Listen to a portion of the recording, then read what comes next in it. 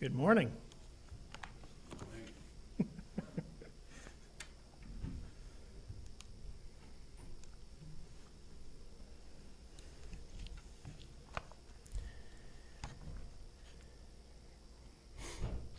We are studying through the book of Proverbs.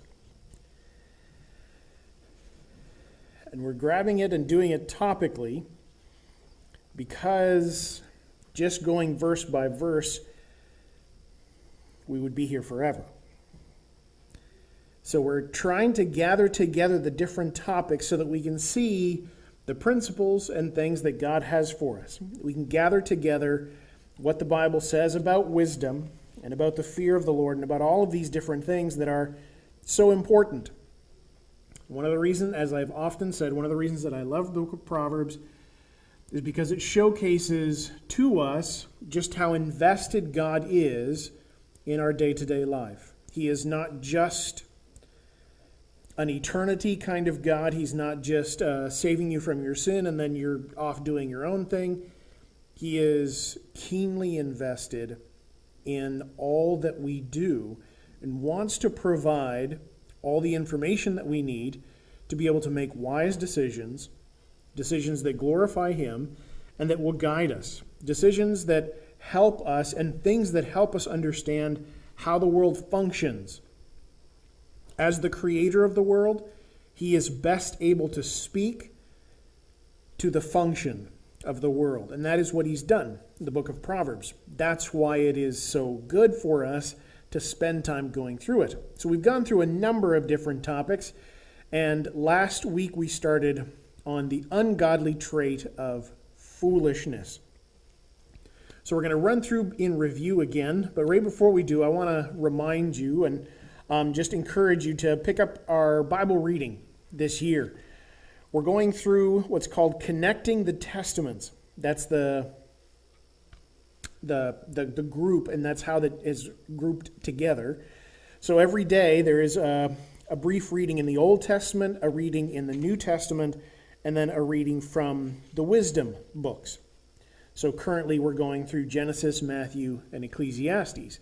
And eventually we'll cover the whole book, and it's a way to divide it up so that you're not just sitting down to read all the way through Genesis and then Exodus, but to gather the three major kind of groups and have a more manageable way of getting through it while trying to connect both the Old and the New and the wisdom literature. So that's why they've done it this way, and this is what we're looking to do. You can pick up one of these little packets, and then when you're done 1 week, how it works is you just rip off the cover. And then there's the next week. Then you rip off the next one, it's the next week. And we're going to do that by quarters.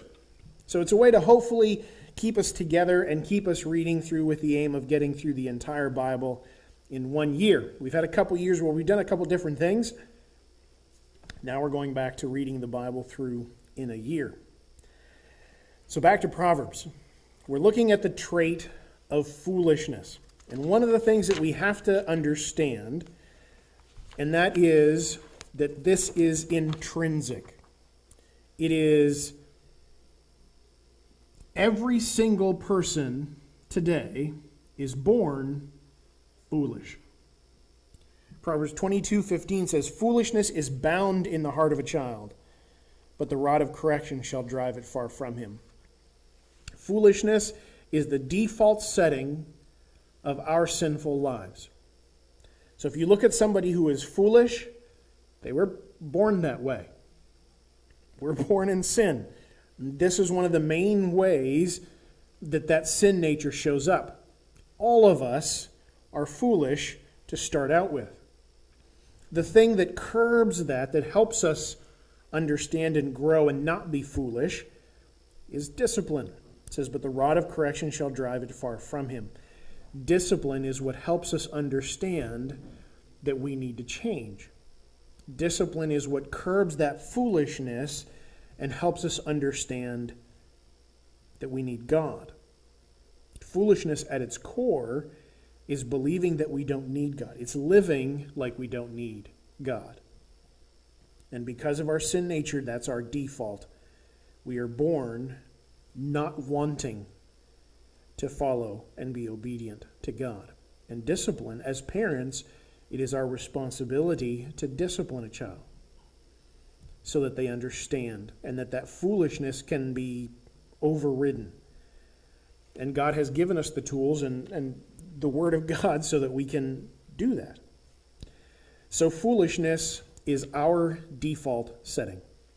And then Proverbs 24:9, the thoughts of foolishness is sin, the scorn is abomination to men. The other thing that we have to understand is that foolishness, the desire, the thought of living without God, that's sin. That was Satan's first sin, foolishness. Pride. He wanted to live without God. He thought he could do things better than God. He wanted his throne higher than God. Pride, that's the essence of it. And that thought that we don't need God, that's not just a kind of a mild inconvenience, that's sin. So we have to understand and we have to think about things the way that God sees them, and foolishness is sin. So we looked at some general thoughts. 14:24, the crown of the wise is their riches, but the foolishness of fools is folly. Basically, a fool ends up where they start. So the best thing that a fool can do is just useless things, because their mind is full of uselessness, and so they're just generally going to be drawn to uselessness. And that's what Proverbs 26:11, as a dog returneth to his vomit, so a fool returneth to his folly. A fool isn't going to learn because their head is full of nonsense. And so they're constantly going to make the same mistakes, going back to the same stuff over and over, because God doesn't have any part of their life. So what's there? Emptiness, uselessness, foolishness. So they never learn. Then one of the defining characteristics of foolishness is the impact that it has on your speech. Proverbs 12:23, the last part says, the heart of fools proclaimeth foolishness. A fool can't restrain himself. And what comes out of their mouth is nonsense. Pure nonsense. And then Proverbs 13:16, the last half, but a fool layeth open his folly. A person who has knowledge, who has common sense, deals with the facts that are there, tries to understand things according to reality, not just how they think of things. But a fool displays his nonsense for the world to see because he doesn't care about the reality of something, what's actually there, the knowledge. He just wants to fill the world with his ideas and with his thoughts and with his words. So he's talking, but nothing useless or nothing useful is coming out. Foolishness messes first of all with the things that come out of your mouth. Proverbs 15:2, but the mouth of fools poureth out foolishness. That's the defining characteristic. So if you have trouble keeping your mouth shut, when bad things just nonsense spews out of your mouth often,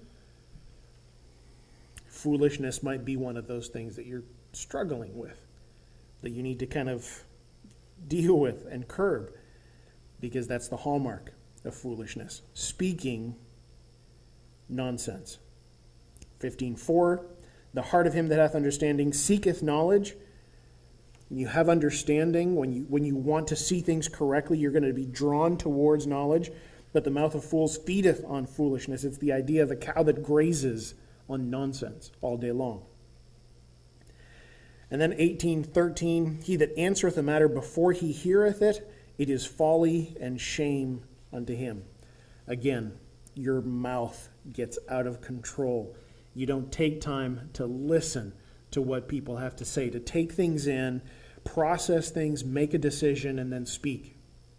The fool has lost some of those connecting marks there, and they hear so that they can speak. They don't hear to understand and grasp and understand things. They just hear so that they can respond, because they just love to hear themselves.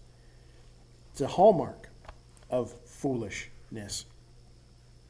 Then we looked how foolishness actually destroys your life. It doesn't just affect the things that you say, but it actually has a massive detriment on everything else in your life as well. Proverbs 14:1, every wise woman buildeth her house, but the foolish plucketh it down with her hands. A foolish woman neglects her house so much that it falls apart. She's so concerned about the useless things. And therefore the house falls apart. Proverbs 14:8, the wisdom of the prudent is to understand his way, but the folly of fools is deceit. One of the things that makes foolishness so damaging is that you're actually living and dealing with lies. That's why it is so damaging. It's not damaging, and the primary reason it's not damaging is, or the primary reason it's damaging isn't that you speak without thinking, it's that when you speak, you're dealing with lies. Because you don't want to have anything to do with God. Therefore, reality, the truth of things, doesn't matter. So all the currency that you have is lies. That's why it doesn't matter what they say. What comes out is useless. Because the currency that they're dealing with is lies. As a result, Proverbs 14:18 says, the simple inherit folly. Because they deal with lies, because that's everything about what they're thinking, they just soak things in and they don't care about the truth. The end result of that is folly. Very close to foolishness, but folly is just useless things. So a fool, a person who doesn't want anything to do with God, at the end of their life, they're going to be left with nothing. Because they've established the whole foundation of their life on a lie. And when they get the end to cash in on everything about their life, they're going to get nothing. Because everything has been based and built on a lie. And you can't cash in a lie. It's just useless. So it's very, very destructive. Then the last verse that we finished off with last week was Proverbs 19:13. And it says, a foolish son is the calamity of his father, and a contentious wife are a continual dropping. Now we've dealt with the last half of that. We've mentioned the last half of that before. The first part of that ties in with the verse that we opened up with, in that our default is foolishness.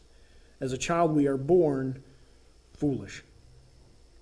And if that isn't addressed, if parents don't address that, then they become not just children, but they become sons.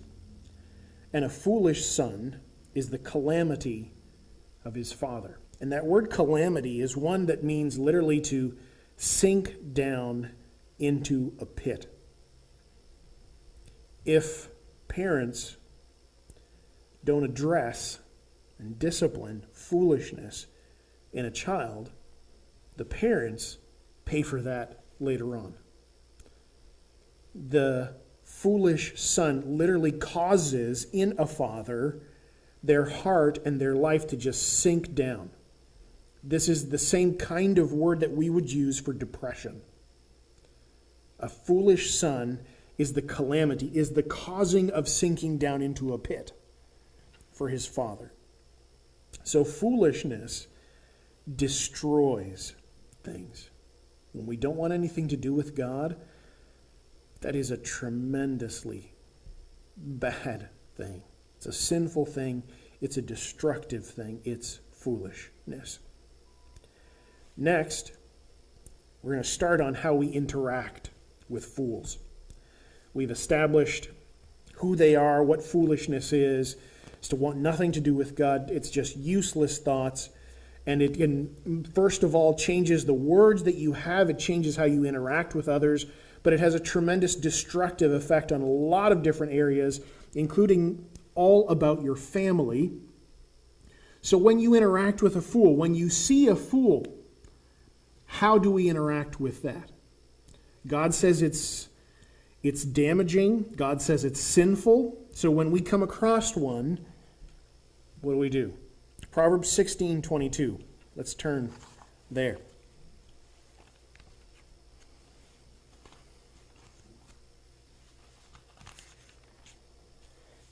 Proverbs 16:22, it says, "Understanding is a wellspring of life unto him that hath it, but the instruction of fools is folly." Trying to give advice to a foolish person is a useless proposition. When you come across somebody who wants nothing to do with God, good advice is useless to give them. Now, that doesn't mean that we should not have or say anything to them, but the heart of the issue with a fool is not that they're doing foolish things, it's that they don't want anything to do with God. So if you don't solve that they want nothing to do with God, none of the other stuff is going to be solved. There's a number of trees in our yard. All their leaves fall at the end of the season. If I don't want leaves to fall ever again, I don't just take all the leaves off. They'll grow back next year. You chop the tree down. Then I'm not going to have any more leaves falling. And that's what it is with a fool. They're going to say a lot of useless things. And if you try to curb the useless behavior, it's not going to do any good. There's just going to be other useless behavior that starts. The root of the issue with a fool is they want nothing to do with God. We're not going to solve the world's problems by educating them. The core of the issue is that a fool doesn't want anything to do with God. That's the core of the issue. So that's what the verse is saying. Understanding is a wellspring of life unto him that hath it. A person who wants to understand things correctly will naturally just have a life spring inside of them. It will push them in the right direction. But trying to give good advice to a fool, it's just a useless, an empty kind of a thing. Because they're foolish. They don't want anything to do with God. Therefore, truth doesn't really matter. So be careful when you're interacting with fools and understand, don't get frustrated. The core of the issue is not that they're going to do bad things. It's they need God. That's the core of the issue. Proverbs 17:12.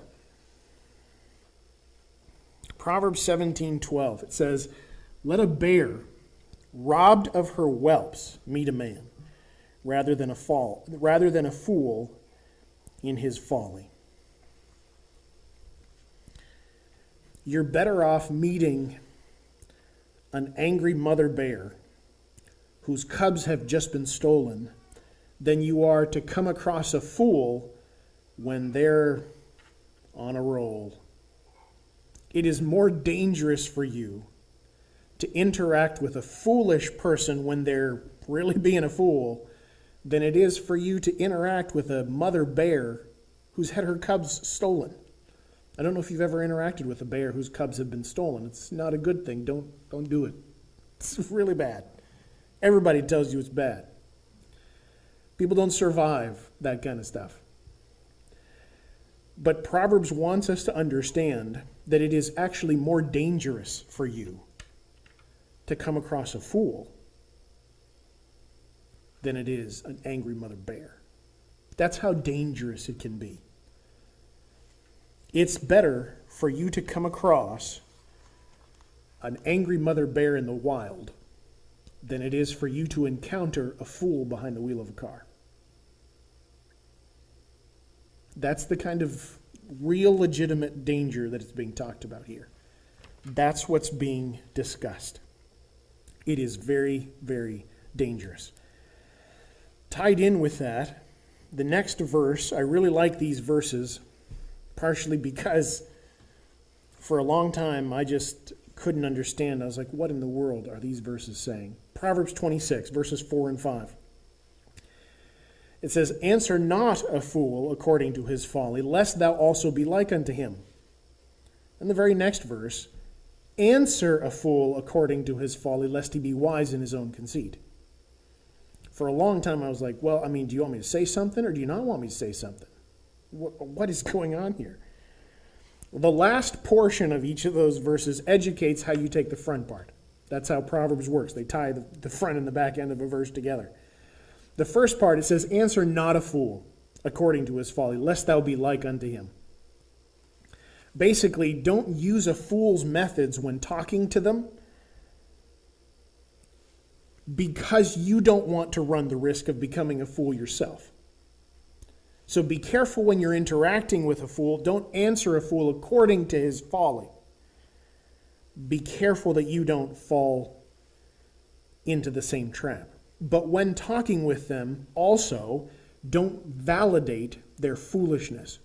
Don't answer a fool according to his folly.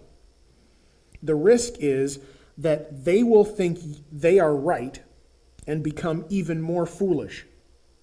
So when you're talking to a fool, be careful that you're not buying into what they're selling. And also be careful that they don't think you are giving them encouragement to continue to be foolish. The risk, as I said, and that you can see there, is that they will think that they're right and then become even more foolish. So when you see a fool, when you're interacting with them, be careful for yourself, but also make sure that you're not just validating their foolishness so that they think, oh yeah, I'm right, and then even get more foolish. So answer not a fool according to his folly.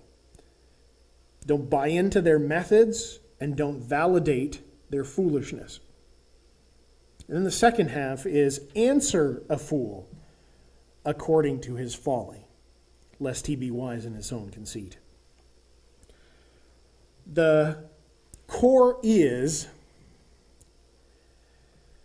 you don't want to validate a fool so that he thinks he's in the right, and it just gives him even more false courage.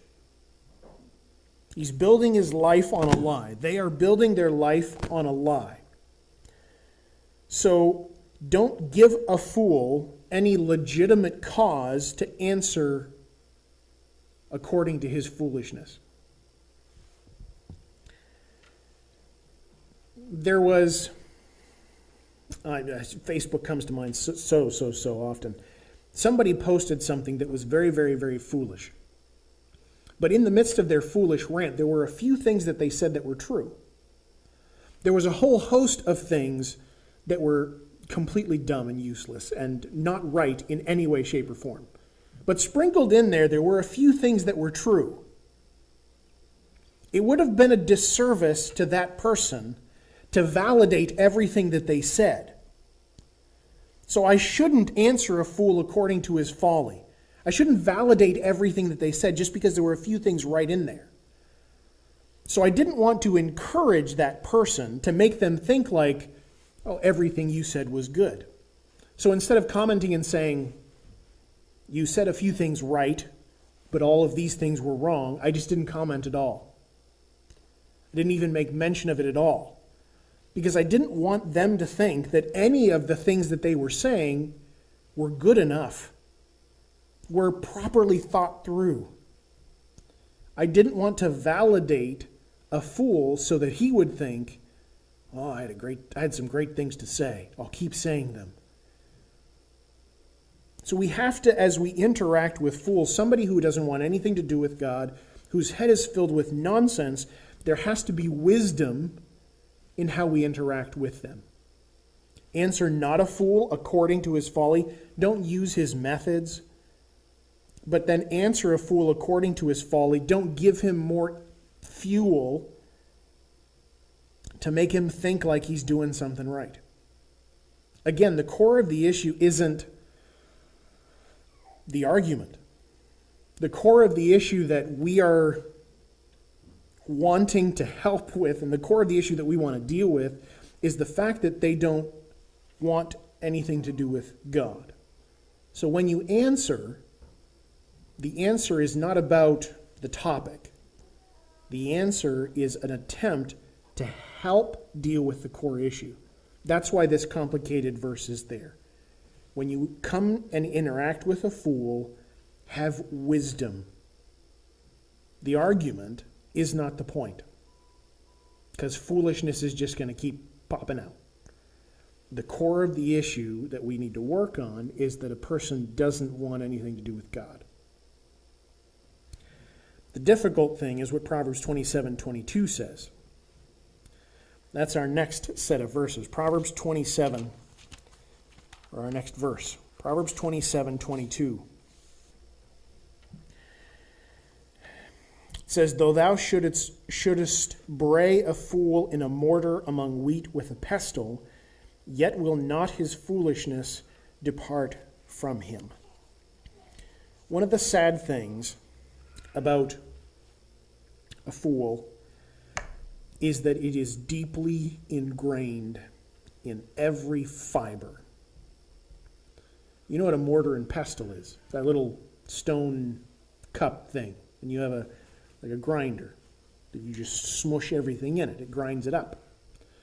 If you were to take a fool and grind them up to the very smallest parts, they would still be a fool. You can't separate foolishness. You can't take the husk off of the wheat. You can't shuck a piece of corn and be left with anything but foolishness inside.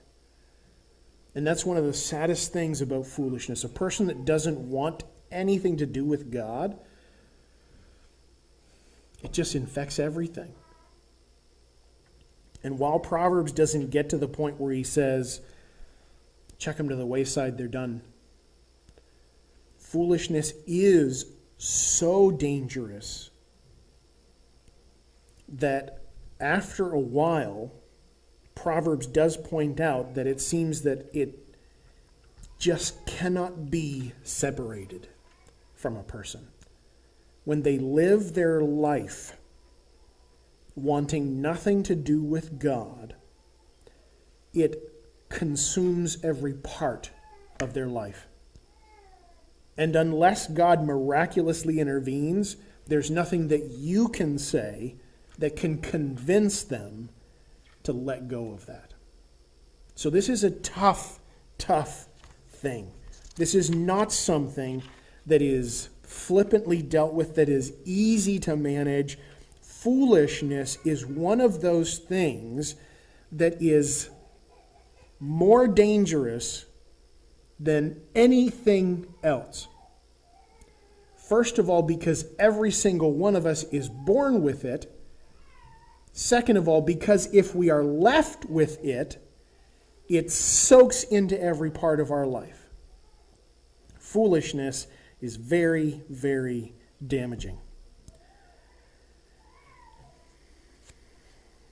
And the last slide that I always finish with is the aim of the book is to help us to acquire and apply God's wisdom to the decisions and activities of daily life. God has given us all the tools that we need. We should know it. We should soak it up. We should grab it and put it into our minds. So at this point, we're going to close out our live stream. Randy, you can shut that off. And I want to, after